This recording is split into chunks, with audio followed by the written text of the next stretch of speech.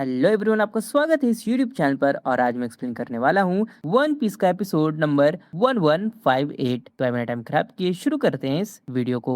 तो एपिसोड की स्टार्टिंग में हमें दिखाया जाता है कि लूफी की क्रू को एक आदमी मिलता है जो एक जायंट ग्रास शॉपर पर सवारी कर रहा होता है। लेकिन जब वो उससे सवाल पूछते हैं तो वो कहता है कि वो जल्दी में है और जवाब नहीं दे सकता। बस इतना बताता है कि वो लैंड ऑफ गॉड्स में है, जहाँ सन गॉड का राज है। वो ये भी बताता है कि वो बिग कैसल के रूलर स्कैट का सेवक है, जिसे क्रू समझ जाता है कि वो वही जायंट कैट थी जिसे उन्होंने पहले लड़ा था। लूफी उस आदमी को बताने की कोशिश करता है कि उसने गलती से उसे हरा दिया, लेकिन उसॉप उसका मुंह बंद कर देता है ताकि वो कुछ ऐसा ना बोल दे जो उस आदमी को गुस्सा दिला दे। वो आदमी कहता है कि नीडल गॉड भी भूखा होगा, जो क्लियरली उस जायंट हेजॉग की बात है जिसे नामी ने जैप किया था। और वो आदमी लेट हो रहा होता है क्योंकि ईयर गॉड जो रैबिट है जलकर खत्म हो गया है। उसॉप फिर से लूफी को रोकने की कोशिश करता है ताकि वो ना बता दे कि उसने उसे खा लिया, जबकि बाकी क्रू विसल करते हैं जैसे उनका इससे कोई लेना देना ही नहीं है। आदमी क्रू को वार्न करता है कि वो कभी कैसल के दूसरे डायरेक्शन में ना जाएं, क्योंकि वहाँ सन गॉड का टेम्पल है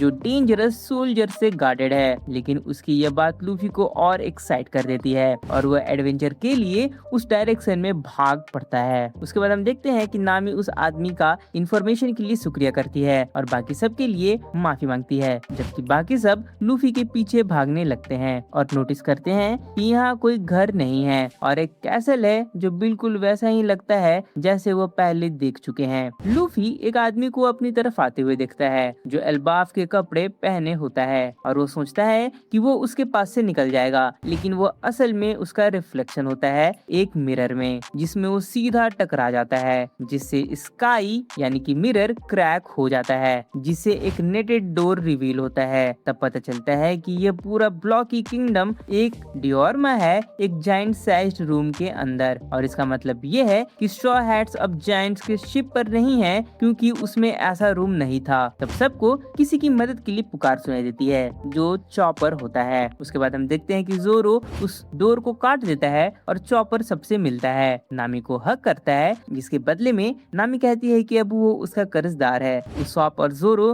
कुछ और ह्यूमन साइज्ड कपड़े देखते हैं जिससे लगता है कि वो डॉल्स के लिए बने थे उस बड़े से रूम में। और लूफी और ब्लॉक्स देख लेता है, जबकि सांजी नोटिस करता है कि जो मिरर उन्होंने तोड़ा वो दूसरी साइड से ट्रांसपेरेंट है, मतलब बाहर वाले अंदर देख सकते हैं लेकिन अंदर वाले बाहर नहीं देख सकते। वो ये भी सजेस्ट करता है कि ऐसे मिरर्स गर्ल्स के केबिन में लगाने चाहिए, जिसके बदले में नामी उसके मुंह पर लात मार देती है। इन सब इंफॉर्मेशन के बाद जोरो डिड्यूस करता है कि किसी जायंट ने यह डियोरमा बनाया है और ह्यूमंस और जायंट्स एनिमल्स को इसमें डाल दिया है अपने एंटरटेनमेंट के लिए। उसॉप इसे प्रूफ मान लेता है कि वह एल्बाफ पहुंच गए हैं, क्योंकि रूम जायंट साइज का है, लेकिन नामी अभी भी डाउटफुल है। चॉपर कहता है कि उन्हें अभी निकल जाना चाहिए जब तक चांस है, लेकिन उसॉप कहता है कि उन्हें सेट के अंदर वापस जाकर और क्लूज लेने चाहिए। तभी सबका ध्यान उन टेम्पल गार्ड्स की तरफ चला जाता है जिनके बारे में उस आदमी ने बताया था, जिसमें एक जायंट स्नेक, 3 जायंट माइस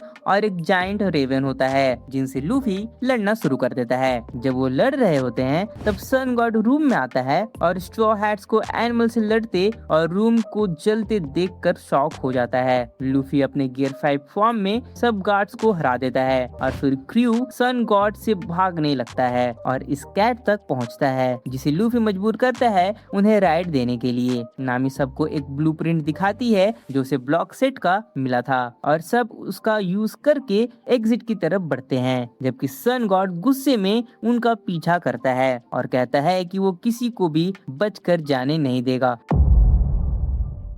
तो थैंक यू, इस वीडियो में सिर्फ इतना ही। अगली वीडियो में मैं फिर से मिलूंगा।